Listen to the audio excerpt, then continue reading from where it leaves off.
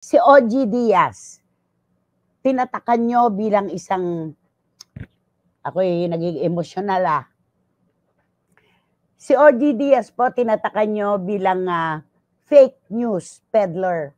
Hindi niyo po kasi nakita kung sino si OG nung bago siya naging OG Diaz. Nay Christie did not only defend him, but she got emotional about it. Si OG Diaz, tinatakan niyo bilang isang, ako'y naging emosyonal Si OG Diaz po tinatakan niyo bilang fake news peddler. Hindi niyo po kasi nakita kung sino si OG, nung bago siya naging OG Diaz. Siya po ay isang batang nangarap, na iahon ang kanyang pamilya. Hinarang ako sa gate ng GMA7, humingi ng trabaho, naaalala ko pa nung tinuturuan ko lamang po siya sa Mariposa Foundation, na mag-proofread, na mag-edit, hanggang siya po'y natuto ng magsulat at maging isang editor. Naaalala ko po ang isang binatilyo, na nakahiga sa ilalim ng scraping table, ang unan po niya, mga cartolina ginagamit sa scraping.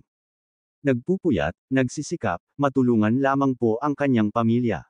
Ang tatay po ni OG Diaz ay isang taxi driver na hinold up at pinatay.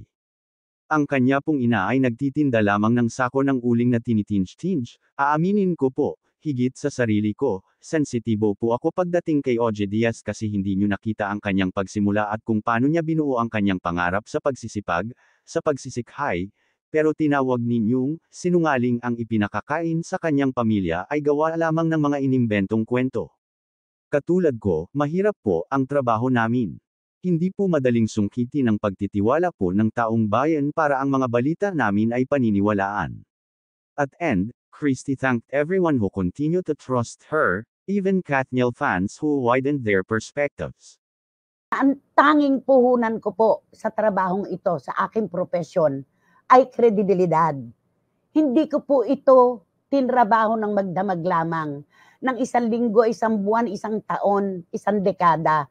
4 at 5 dekada ko po halos na pinagtrabahuhan ang titulong ito, ang kredibilidad na ito para wasakin lamang ng isang tao sa isang iglap lamang.